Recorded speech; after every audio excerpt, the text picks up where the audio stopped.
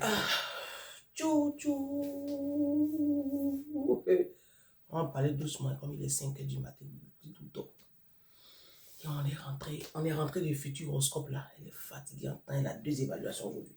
Mais comme c'est quelque chose qu'on avait programmé depuis. Tchou, tchou, donc je parle doucement. On n'est pas réveillé les gens.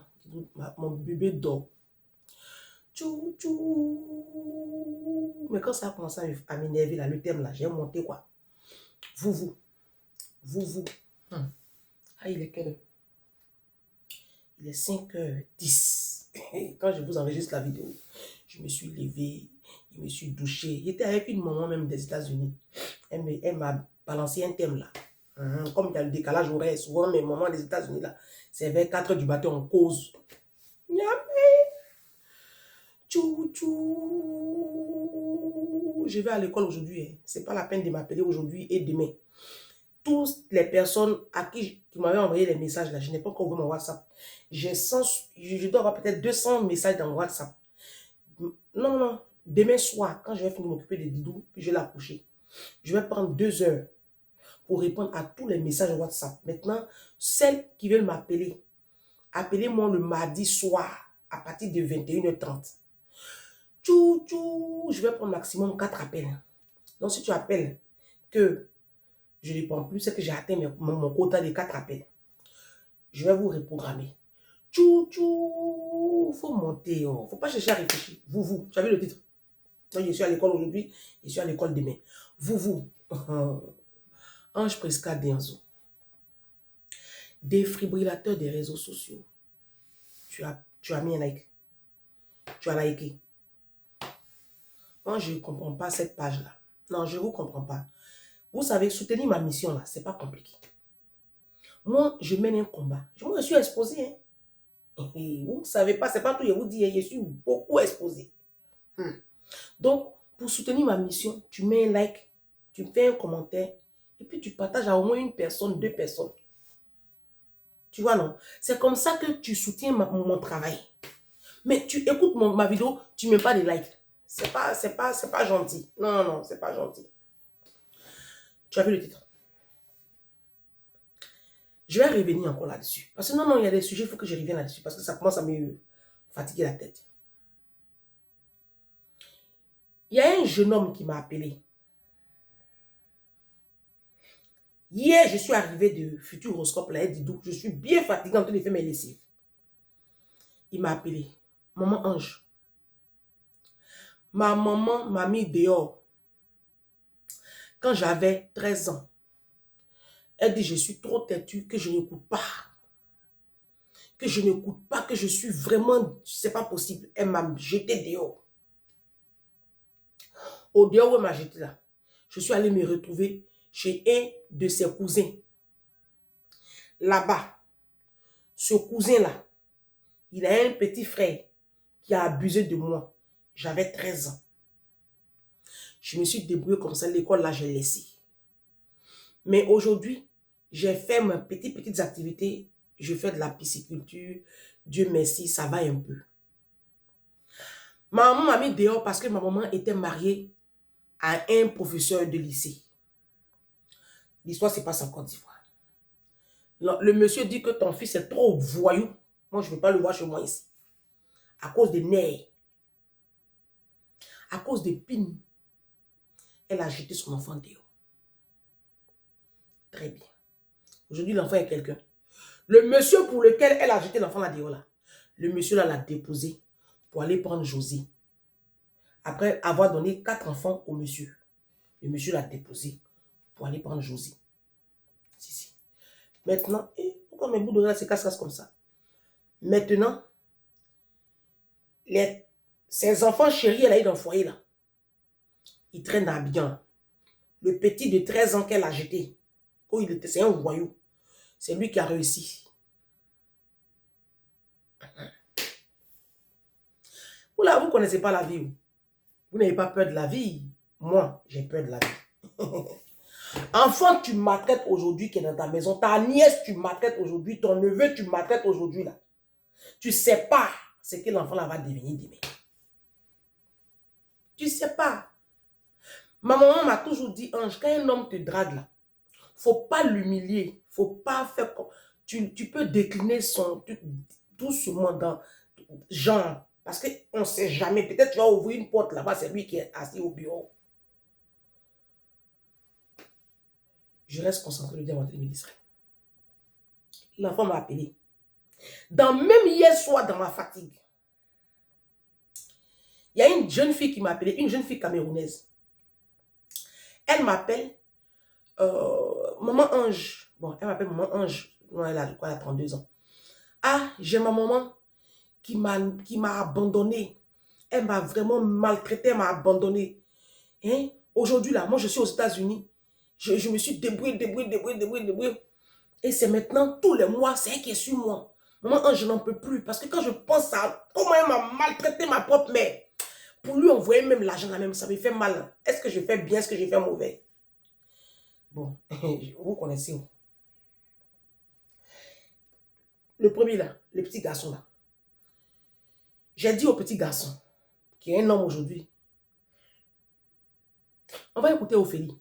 Vous connaissez Ophélie, la tiktokeuse là? Je suis tombée sur sa vidéo comme par hasard. C'est mon bébé, Ophélie, je l'aime bien. Si justement c'est interdit par la loi de mettre son enfant mineur dans la rue, c'est dans le code pénal, c'est sanctionnable d'une très grosse amende. Si justement c'est interdit par la loi de mettre son enfant mineur dans la rue, c'est dans le code pénal, c'est sanctionnable d'une très grosse amende et d'une peine de prison. Et je comprends pas que vous ayez besoin d'une sanction civile, je comprends pas que vous ayez besoin qu'un tribunal vous interdise de mettre vos enfants dehors pour comprendre la dinguerie que c'est de mettre son enfant dehors. Alors là, instinct parental zéro. Aucun motif qui justifie de mettre son enfant mineur dans la rue. Aucun. Ni éthiquement parlant, et pour ceux qui n'ont pas d'éthique, ni pénalement parlant non plus. L'enfant, il fait une crise d'ado que tu n'arrives pas à gérer, tu demandes de l'aide. D'accord? Tu l'envoies dans un pensionnat, dans un internat, chez de la famille à l'étranger, au bled, et j'en passe. Tu appelles des professionnels, tu demandes de l'aide. Mais tu l'envoies surtout pas à la portée des pires prédateurs du monde. Je comprends pas que vous compreniez pas ça. Il faut que ce soit une femme qui n'a pas d'enfant et qui n'en veut pas, qui doive expliquer à des grands darons le fait qu'avoir un enfant, c'est une responsabilité à long terme, physique, émotionnelle et financière. Je comprends pas. J'ai pas d'enfant, j'en veux pas, je l'ai compris. Et d'ailleurs, c'est l'une des raisons pour lesquelles je ne veux pas d'enfant, la surcharge de responsabilité. Pourquoi vous qu'en avez, vous comprenez pas? Si justement c'est interdit par la loi de mettre... Merci Ophélie. Donc Ophélie vous pose la question. Chers Africains, pourquoi vous ne comprenez pas que les enfants, c'est une responsabilité? Parce que j'entends depuis que je suis enfant là, c'est Dieu qui donne, c'est une grâce de Dieu. Non.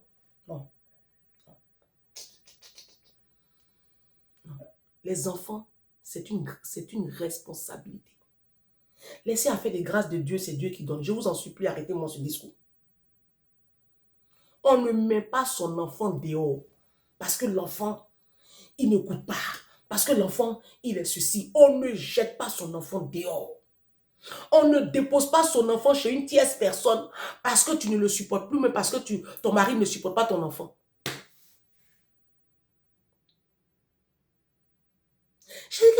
Ça dit que les Africains, je n'arrive pas à vous comprendre. C'est à cause de ça que moi, je dis, vous mes mamans, vous mes soeurs africaines, arrêtez d'écarter vos cuits. Si tu n'écartes pas ton cul, là, tu n'as pas ton enceinte. Moi, comme ça fait 10 ans, je n'écarte plus mon cul en bas d'un homme. J'ai un seul enfant. C'est un seul enfant, moi, il peut gérer. Moi, je ne moins pas enfant. C'est crise d'ado de un enfant. Moi, Ange Prisca Denzo, je peux gérer ici. Je ne peux pas gérer crise d'adolescent de 2-3 enfants. Je ne peux pas gérer ça. Vous faites les enfants par culture. Vous faites les enfants pour qu'on dise que vous avez des enfants. Mais tu ne peux pas t'en occuper.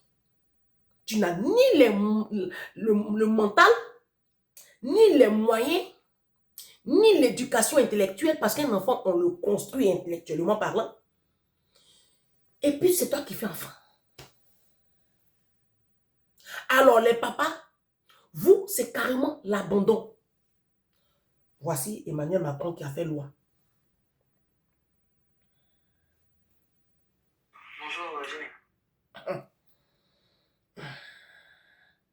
Où est la loi d'Emmanuel Macron? Là? Il y a une jeune fille qui est en train de décortiquer la loi ici. Comment je ne suis pas trop informé?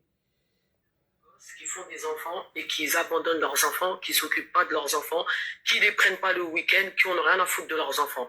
Emmanuel Macron envisage de modifier l'ordonnance du droit de visite pour les pères qui ont abandonné leurs enfants et qu'ils avaient une garde partagée, donc un droit de visite genre un week-end sur 2. Maintenant, ce droit de visite va se transformer en devoir de visite. Ça veut dire le père, il sera obligé de prendre son enfant un week-end sur 2 ou tous les week-ends. Ça dépendra de l'ordonnance. Et il sera obligé de payer la pension alimentaire. Et la pension alimentaire, l'État va saisir directement l'argent sur son compte. Ça ne sera plus à lui d'envoyer la pension alimentaire à la maman. Les Yougos, là, il n'y en aura plus. Ça y est, vous allez tous venir récupérer vos gosses et commencer à vous en occuper. Et la pension alimentaire sera saisie sur votre compte bancaire. Tous les pères Yougos qui font... C'est-à-dire que je n'arrive pas à comprendre pourquoi on doit faire la police derrière un parent pour s'occuper de son enfant. Voici une chose depuis que je suis née. Depuis que j'ai commencé à prendre conscience de l'environnement qui m'entoure, je n'ai pas encore compris. Même mon papa, l'attitude que mon père a eue. Bon, aujourd'hui, je le comprends mieux. Mais je ne comprenais pas, en fait. Je n'arrive pas à comprendre comment, parce que ton enfant fait des bêtises, parce que ton enfant fume, parce que ton enfant, tu le mets dehors. Quand tu le mets dehors, là, tu le laisses à qui? Non, moi, je vais vous poser la question. Je connais des mamans, des mind people, beaucoup de mind people qui m'ont contacté et qui m'ont... Mais non. Mais non, on n'abandonne pas son enfant. On n'abandonne pas son enfant. Je vous ai raconté l'histoire de mon patron de porcelaine. J'ai dit qu'il était en 4e, 3e. Quelqu'un aujourd'hui qui est un grand patron bon, je vais masquer un peu. Les 10 plus grosses entreprises françaises. Il dirige un. En 4e. Les 10 plus grosses entreprises de la France. Je ne parle même pas du 440. Je parle les 10 plus grosses entreprises françaises. Il dirige un. Il est en 4e. Vous savez, les enfants derniers là, souvent les parents les gâtent. Les gars les appellent lagaré. Donc, certainement comme c'était le dernier d'une fratrie de 3 enfants. Sa maman a eu 3 garçons. Le dernier là, ils l'ont un peu gâté. Non, la maman elle-même, quand je causais, un jour dans la causerie, elle a reconnu. Donc, l'enfant en 4e. 3e, l'enfant, il ne veut plus aller à l'école. Qu'est-ce que ses parents ont fait? Comme ce sont des blancs, vous savez, les blancs, eux, ils mettent un peu d'argent de côté. L'argent que vous donnez au pasteur, le 10e, là, vous les animaux, là, l'argent que vous donnez, le 10e de vos revenus à pasteur, là, les blancs, eux, ils mettent ça sur les comptes. Pour ce genre de cas-là. Et comme ça, ils ont pris l'enfant. Ils ont cherché une école pour le redresser. Ils n'ont pas déposé l'enfant chez un frère. Ils n'ont pas amené l'enfant au bled. Ils n'ont pas déposé. C'est ton enfant. Tu le déposes quelque part là, c'est pourquoi. Si toi, tu ne peux pas gérer crise d'adoption de ton enfant, qui va gérer? Ces questions, je vous pose les moments. C'est comme ça qu'ils ont checké. Ils sont tombés sur une école. Pour ce genre de cas-là. C'est en Suisse. Ils ont sur soi, ils ont... Et tous leurs projets là, ils ont tout abandonné. Projet d'acheter maison. Projet, j'ai dit, ils ont tout abandonné. Ça leur a fait mal parce qu'ils voulaient acheter les maisons. Ils ont tout laissé. L'argent qu'ils allaient prendre pour investir, ils ont tout laissé. Assurément, ses parents n'étaient pas encore. Ils ont pris. Et puis, ils ont les déposé leur petit garçon dans l'école en Suisse. Aujourd'hui, là, c'est un modèle pour moi. Et je vous en parle tout le temps. C'est tellement ce monsieur-là, je l'aime. Si sa maman l'avait abandonné, que oui, on te parle, tu n'écoutes pas. Ah, faut te débrouiller. Moi-même, mon gros nez, puis je suis devant vous, la légende. Oh, la légende. Oh, la voix des sans voix. Si ma mère m'avait abandonné, là. Parce que moi, quand vous voyez là, à 14 ans, 15 ans, j'ai commencé à aller en boîte de nuit. Ah non, je vais vous parler parce que faut que je vous parle. Parce que vous ne me connaissez pas. Moi, quand j'étais à Korogo là, Vous savez, moi, je suis un enfant très différent de tout le monde. Depuis que je suis enfant, je n'aimais pas jouer avec les enfants. J'aime marcher avec les personnes très âgées. Depuis quand j'étais jeune, là, je ne sortais pas avec les petits gars. Vous savez, les petits gars, tu es au collège, ou même tu es au lycée, ton petit gars, il est à l'université. Je ne sortais pas avec les étudiants. D'accord? Mes gars, eux tous, ils travaillent. Je suis comme ça. Et je n'aime pas sortir avec, j'aime sortir avec les hommes qui sont un peu plus âgés que moi. D'accord? Et quand j'avais 14 ans, 15 ans, je me suis liée d'amitié naturellement. Mes copines étaient grandes. Il y a 2 qui ne vivent plus. Elles étaient grandes. Elles avaient 10 ans de plus que moi. D'accord? Donc là où moi j'avais 15 ans, elles avaient déjà 25 ans. Donc elles vont en boîte de nuit, c'est normal. Pas moi. Mais moi j'aimais leur compagnie. Et c'est comme ça que moi j'ai commencé à aller en boîte de nuit. Depuis l'âge de 14 ans, 15 ans. Non, non, non, vous m'avez entendu ces leçons, vous n'avez pas aimé. Et j'adorais les mercredis au Poro Night Club. Hein? Il y avait matinée. Je suis dans matinée. Je vais dans boîte de nuit. Hein. Par contre, moi, je ne buvais pas beaucoup d'alcool. Je ne me faisais pas toucher dans les boîtes de nuit. Non, mais j'aimais danser parce que j'adore danser. Donc, je partais en boîte de nuit. Et je découchais. Et ma maman, j'ai dit souvent, ma maman s'assoit devant la porte comme ça et je chicote. Seigneur Jésus, il est fatigué d'Alice Livien. J'ai fatigué d'Alice Livien. Il y a une boîte de nuit qu'on appelle Pogo. Pogo Night Club, c'est à la frontière du Mali. J'avais 16, 17 ans. 18 ans. Vous avez entendu, hein? Je quitte Korogo avec mes copines là. À l'époque, les téléphones cellulaires venaient d'arriver. Donc, les petits jeunes qui étaient Abidjan là, on les a affectés à Korogo. Et puis, ils avaient les voitures. Souvent, c'est écrit dessus, orange. On avait nos gars là-bas. On s'y ramasse, on va jusqu'au Mali. Korogo, on roule la nuit. Je découche, je fais 2 jours là-bas. Maman me cherche dans. Et il dit, maman, la femme l'a souffert. Il dit un jour, elle allait me trouver devant la boîte de nuit pour un night club de Korogo là, sur la rue du commerce là. Elle allait s'asseoir devant. Les gens disent qu'elle ne rentre pas parce qu'elle allait faire cafouage. Donc, elle m'attendait. Je suis sorti de la boîte de nuit, il était 6h30. Je sors maman, elle a dit un jour, tu n'as pas pitié de moi. Je dis, on va partir. Ce jour-là, elle était fatiguée de me frapper. On a pris taxi. Elle venait sa moto, pardon. Je suis monté sur la moto, il ne faut pas me voir. Et tu vois le short. Voici Spencer. Je vous parle. En 3e, moi, il dit, il ne va plus à l'école. Non, mais moi, non, je vous parle, non.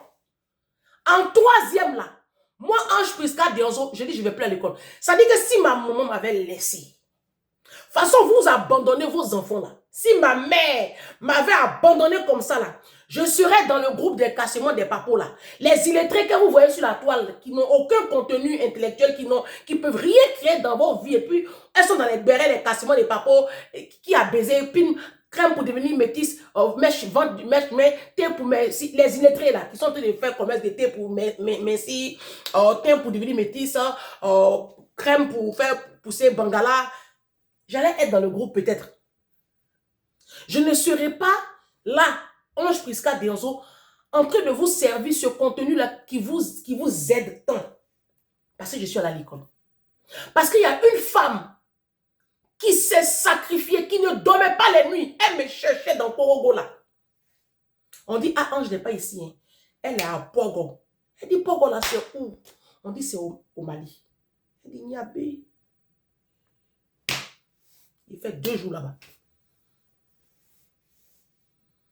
Maman ne m'a pas laissé. Le jour, j'ai dit, je ne vais plus à l'école là. Elle sait que j'aime manger. Elle m'a pris. Parce que j'ai doublé la 3e. Je n'ai pas eu mon BPC. J'ai dit, je ne vais plus à l'école. Je vais suivre mes copines qui ne vont plus à l'école, qui sont dans les boîtes de nuit là. Je vais les suivre. Maman a tout fait. Il dit, je les suis. Elle m'a pris. Elle m'a emmené dans un petit maquis. Elle a commandé poisson braisé. Mais ce que j'ai mangé à l'époque, son petit agent va prendre faire les courses pour la maison là. On est parti, elle a pris Fanta pour moi. Je ne vais pas oublier ce jour-là. Elle a pris Fanta. Elle dit, il faut manger ma fille. Elle s'est mise à genoux. Elle dit, un jour, Yaya. Moi, il te demande pardon. Quand ton papa est venu vous déposer là, il a sorti une parole. Tu te rappelles? Il a dit, je me rappelle. Elle dit, ton papa a dit quoi? Mon papa, sous l'effet de la colère, parce que maman s'est battue. Elle s'est battue pendant 4 années de procès. Elle s'est battue. Elle dit, Denzo, je ne te laisse pas mes enfants. Je ne te laisse pas mes filles. Quand il est venu nous déposer, parce qu'elle a gagné là, il dit, Sylvie, je te laisse tes filles. Elles ne vont rien devenir. Elles seront des prostituées. BPC même là, il n'y a pas une qui va avoir dedans. Non, vous avez entendu, hein, ces paroles comme ça, un papa sort de la bouche. Hein. Mais je lui ai rappelé ça, ne vous inquiétez pas, avant de mourir là, je lui ai rappelé tout ça. Elle m'a rappelé, elle dit, tu veux donner raison à ton papa. Maman a commencé à pleurer. Elle est à genoux, hein. C'est-à-dire, elle me parle et puis ses 2 pieds sont à genoux. Parce que si je reste, si on était à la maison et qu'elle me parlait là, ça n'allait pas avoir le même effet. Parce qu'à la maison, il y a tout le monde. Donc, elle m'a sorti de la maison. Elle m'a emmené dans un lieu où elle et moi, un face à face, entre mère et fille. Elle s'est mise à genoux. Elle m'a demandé pardon, Ange, va à l'école. Ça veut dire que si tu n'as rien eu, il faut que tu aies au moins ton bac. C'est bac d'avant, hein, c'est pas bac d'aujourd'hui là. Non, c'est pas bac d'aujourd'hui. Parce que bac d'aujourd'hui, on demande aux enfants là, c'est quoi le participe passé du verbe être? Je mens pas, hein. Attends. Où est la vidéo? Où est la vidéo? J'ai fait une vidéo dessus spéciale. Écoutez. Elle en TA1. Écoutez bien la question. Hein. Là, la caméra. Et puis dis-moi, quel est le participe passé du verbe être? Oui. Et quoi? Écoute la question. Écoute, là, ici. Viens ici. Attends, viens. C'est pas pour me rappeler ici. Elle est en terminale A. Terminale A. C'est même pas terminale D, terminale C. On dit non, elles font science. Terminale A, terminale littéraire. Quel est le participe passé du verbe être? Elle ne sait pas que c'est été. Elle ne sait pas. Ça, c'est encore d'Ivoire. J'ai fait une vidéo dessus. Donc, ce n'est pas terminale d'avant, là. Voilà. Ce n'est pas terminale d'aujourd'hui où vous ne savez même pas ce qu'on appelle adjectif, attribut, épithète. Non. D'accord? Elle m'a dit, il faut aller en terminale. Au moins, quand tu as le bac, tu as fait au moins un peu d'études. Un jour, ça va t'aider dans la vie. C'est en train de m'aider dans la vie. Hein. Non, c'est en train de m'aider. Parce que même la formation que je suis en train de faire là, on te demande le minimum. Le minimum, c'est-à-dire le bac. Donc, si je n'avais pas le bac, la formation que j'ai faite, je ne peux pas la faire. Donc, c'est une femme qui s'est battue pour que moi, je sois devant vous aujourd'hui. On n'abandonne pas son enfant. Même si ton enfant est comment, faut chercher solution, tu vas trouver. Un jour, tu vas rire. Maintenant, toi, la Camerounaise, tu m'as appelé pour dire que ta maman t'a abandonné. Et puis aujourd'hui, elle est derrière toi là. Moi, mon papa m'a abandonné. Hein. Si. Quand il est venu me déposer chez ma mère, j'avais 10 ans. C'était en 91. Et je me rappelle très bien parce qu'à 10 ans, on n'oublie pas les paroles. Et il a sorti parole de malédiction là. Mais la malédiction sans cause, la Bible dit que la malédiction sans cause n'a aucun effet. Ça n'a aucun effet. Je ne suis pas une prostituée. Je n'ai pas échoué. Il dit que nous, notre niveau là, ce sera BPC. Que nous, on ne va pas dépasser le niveau de notre maman. Parce que maman s'est arrêtée au BPC. Que nous, on ne va pas avoir bac comme lui, il a eu bac là. Ces paroles, comme ça, il a sorti. Hein. Ma grande soeur a un bac plus 5. Elle est juriste de formation. Vous comprenez? Moi, j'ai été en fac après le bac. C'est parce qu'ici, là, ils ne reconnaissent pas nos diplômes. Donc, ce qu'ils ont pu reconnaître ici, c'est mon bac.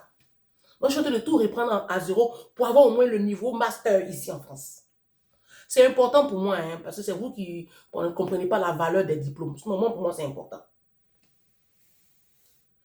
Donc, je fais cette vidéo-là pour revenir. Donc, toi, ma fille qui m'a appelé. Ta maman, tu ne lui dois absolument rien. Je vais revenir dessus. Parce que moi, je parle pour moi. Hein. Parce que mon père, je ne lui dois rien. Bon, il ne vit plus, il est mort en 2021. Mais mon papa, quand il est revenu dans ma vie, moi, je lui ai rappelé ses propos. Hein. Je lui ai dit, est-ce que tu te rappelles que tu as sorti telle parole? Il dit, il ne se rappelle pas. Il dit, mais tu ne peux pas te rappeler. Non. Et puis moi, tu me demandes aujourd'hui l'argent pour toi construire ta maison au village. C'est que tu vas dormir dans Kazin. Effectivement, quand il a pris sa retraite, il allait habiter sous le toit de son frère. Les deux n'ont qu'à bien pratiquer la sorcellerie. Il a suivi après. Qui va construire ta maison? Moi. Moi. Il me demandait juste 2000 €. Je pouvais, puisque à cette époque-là, je faisais les tontines de 3000 €. Je pouvais tontiner de 3000 € puis il lui donne. Ça fait 2 millions. Il allait construire sa petite cabane au village. Je lui ai dit, le vieux, je chante te faire tontine de 3000 €, mais même 100 €, je ne peux pas enlever pour te donner. Je lui ai dit ça. Et moi, il ne ment pas. Hein. Vous savez, moi, là, pour te faire mal, là, même là, il te dit. Moi, ce qui fait ma force, c'est que moi, je m'en fous. Moi, depuis que je suis enfant, je suis atypique. Moi, je dis la vérité. Depuis que je suis enfant. Depuis moi, je suis petite. Moi, je défie tout le monde. Mon père, pour la première fois que j'ai défié mon père, je n'avais que 8 ans. J'avais 8 ans quand j'ai défié mon père pour la première fois au tribunal de Korogo. Je me suis arrêtée devant lui comme ça. J'ai dit, toi, je ne veux pas vivre avec toi parce que tu es un imbécile. J'avais 8 ans. J'avais 8 ans quand j'ai parlé comme ça à mon père. Il a voulu me porter main au tribunal de Korogo. Le juge lui a dit, vous m'arrêtez ça. Et ma mère s'est interposée, tu touches à mon enfant, tu vas voir. Devant le juge là, il a giflé ma maman, elle est tombée là-bas. Quand le juge dit, ah bon, c'est devant moi-même, maintenant tu fais violence conjugale. Au trou, il a fait 6 mois à la prison civile de Korogo. Non, il faut que je vous parle, non. Parce que vous êtes là comme ça, vous pensez que, vous voyez les gens sur la toile, vous pensez que c'est une femme qui s'est battue. Hein, pour que moi, je sois sur les réseaux sociaux aujourd'hui, en train de vous parler, un Français limpide, soutenu. Ma mère s'est battue. Humiliation, elle a vécu. Pour aller voir même ses enfants à Dassoubor. On était dans un village sénifo. Il ne voulait pas que ma maman rentre dans sa cour. Elle s'arrête au bord de la route. C'est au bord de la route là. Elle s'assoit sous un arbre. Et puis on sort pour venir la voir. Sous le chaud soleil. On va rester au bord de la route là. Après, il y a un de ses collègues, Gouro, un tonton Gouro, il s'appelait, à l'époque, je sais qu'il s'appelait Serge, quelque chose. Là. Il dit, madame, venez. Il dit, quand on va pas même se battre avec son collègue, pourquoi tu l'accueilles chez toi? Il dit, mais on ne peut pas la laisser sous le soleil là, mon frère, il y a quoi? Aïe! C'est quelqu'un que tu as comme ça. C'est là-bas maintenant, hein, sa femme, un couple Gouro. Maman va acheter nos affaires, elle va acheter nos habits, nos cartables. Il prend et puis il jette. Et puis on prend sac de riz pour aller à l'école. Parce que sa femme ne veut pas que nous on porte les affaires. Puisque elle, sa femme, sa grande fille, Lydie, elle s'appelait Lydie ou Edith, je ne sais même plus. Elle n'a pas sac là aussi. Parce que maman travaille avec les blancs, les religieuses là, donc ils envoient les jolis trucs de la France là. Elle fait notre trousseau là-bas dans les boutiques des sœurs là. Donc elle, il ne veut pas qu'on porte les jolis trucs là. On marche pied plat pour aller à l'école. Pourtant on a chaussures. Maman nous emmène tout. On a vécu, c'est un monsieur Denzo. Toi, tu vas finir de me maltraiter comme ça. Et puis tu vas revenir. Comme Jésus-Christ réapparaît 3 jours devant ses disciples. Et puis tu vas me dire, je suis ressuscité. Et puis moi, ange prédicateur Denzo, il a donné mon argent. Mon papa pleure. Quand mon papa me demande 100 €, 100 000 pardon, parce que c'est lui qui connaît l'argent, je laisse passer 3 mois. Et puis je lui envoie 20 000. Oui, vous m'avez entendu. C'est le son, vous n'avez pas compris. Il a dit, c'est vous qui jouez avec vos parents. Hein. Moi, tu n'as rien fait pour moi, je fais rien pour toi. Parce que la Bible dit que c'est aux parents de construire les enfants. Tu ne m'as pas construit, tu m'as abandonné. Bon, quand tu reviens, ça répond à quel besoin? C'est moi qui ai donné l'argent. J'ai fait de m'occuper de maman. J'ai fini de faire ce pourquoi maman... Hé, ne m'appelez plus, hein, les enfants. Non, non, non. J'ai beaucoup de sujets. Regarde, où je suis là? Il est quelle heure? Et je suis arrivé depuis 4 heures. Ne m'appelez plus ce sujet-là. Laissez. Ce sont les parents qui doivent vous construire. Donc, quand ta maman ne s'est pas occupée de toi, et puis elle a préféré sa vie, elle a préféré vivre. Mon maman n'a pas maison. Elle n'a pas terrain. Parce qu'elle n'a pas beaucoup d'argent. Donc, quand elle est arrivée ici en France, là, tout son salaire nous emmenait. Pour qu'on aille à l'école, pour qu'on soit dans les bonnes conditions, pour qu'on ne se prostitue pas à Abidjan. Voilà. Parce que moi, je ne me suis pas prostituée. Pas parce que... C'est parce que j'étais couverte. Tous les mois, ils m'envoyaient 100 € alors que j'étais nourrie, logée. Il y avait tout. Donc, je n'avais pas de raison de coucher ici, coucher là-bas. Vous comprenez? Donc, ça m'a sauvé. Bon, je n'ai pas encore fini de donner l'argent à cette femme-là. Et puis, c'est à toi, monsieur Denzo, parce que je porte ton nom. Il te donné Western Union. Vous n'avez rien à faire, les Africains. Mes enfants, si les pasteurs là, si vous tombez sur le message d'un pasteur qui dit que si tu ne t'occupes pas de ton parent, ton ciel est fermé, faut dire que moi, Denzo Ange Prisca, je dis que ce sont des menteurs, des manipulateurs et des sauvages. Moi, mon ciel n'est pas fermé, mon ciel est largement ouvert. C'est parce que c'est les réseaux sociaux, on ne peut pas tout dire. D'accord? Mon papa même là, c'est lui qui est mort comme un chien sur une nappe en train de cracher du sang. Parce que je l'ai prévenu. Il dit ta sorcellerie tu fais là. Si tu ne t'arrêtes pas, tu vas apprécier. Parce que moi, je suis plus simple. Toutes ces personnes-là qui vont se lever contre moi, vous allez apprécier. Parce que je ne suis pas simple. Il a pensé que je rigolais. Il n'a qu'à dire merci à Naomus Edith. Il n'a qu'à dire merci à Madame Bakayoko. C'est sa nièce, elle est ici à Paris. C'est elle qui l'a enterré. Sinon, c'est moi là. On allait le jeter. Parce que ses parents l'attendaient comme ça pour le jeter.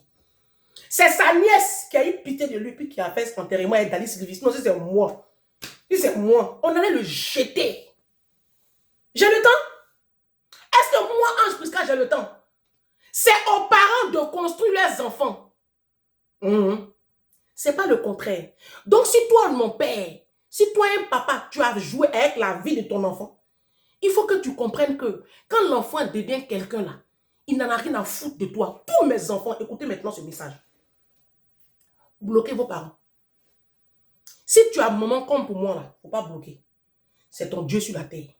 Maintenant, si tu as eu parent, tu me bloques ça. Bloquez-moi ça là. C'est la légende. Moi, je suis votre maman sur les réseaux sociaux. Ne m'appelez plus pour pleurer. Bloquez. Tu n'iras ni à l'enfer. Tu ne seras pas maudit. Il n'y a rien. Il n'y a rien. Il n'y a rien. Oh, laissez les menteurs là. Les enfants comme c'est eux qui connaissent les lois spirituelles sûrement. Il n'y aura rien. On m'a pas dit que je serais prostituée. Est-ce que je suis prostituée? Il dit que moi je n'aurai jamais bac. Je suis à l'université. La malédiction sans cause. C'est un verset de ta Bible. Hein. Ça n'a aucun effet. Tu comprends? Voilà. Même les gens qui vous maudissent comme ça pour rien, là, ça ne peut pas avoir effet si tu ne leur as rien fait. C'est aux parents d'amasser pour leurs enfants. Un parent, il construit son enfant. Même si ton enfant est le plus nul du monde, si ton enfant a des problèmes à l'école, ton enfant est dyslexique, ton enfant est trisomique, ton enfant, c'est ton enfant. Tu vas le construire. Tu fais tout ce que tu as à faire pour que cet enfant soit demain quelqu'un d'autonome, de stable dans la vie. On n'abandonne pas son enfant sous prétexte que quand on lui parle, il n'écoute pas. Parce que chaque enfant a son caractère. Tu mets un enfant au monde, mais tu ne mets pas son cœur au monde. Un enfant, on le soutient. On l'épaule. Ce n'est pas facile la vie. Mais on reste accroché. Mais vous, c'est non. Dès à la moindre petite difficulté, vous abandonnez. Et puis vous vous concentrez. J'ai d'autres enfants. Je vais me concentrer sur mes autres enfants. Il n'y a pas de problème. Il n'y a même pas de problème. Maintenant, comme tu te concentres sur tes autres enfants là, aujourd'hui tu es dans les problèmes là, va demander des comptes sur les enfants sur lesquels tu t'es concentré là, non. Votre enfer sera terrible, les parents africains. Moi, je vous dis, hein, c'est vous qui connaissez Jésus, hein, c'est vous qui connaissez Allah. Vous qui abandonnez vos enfants sous le prétexte farfelu que quand vous leur parlez, ils n'écoutent pas. Votre enfer sera terrible parce que Dieu, Jésus, il vous demandera des comptes. Fallait fermer ton cuit.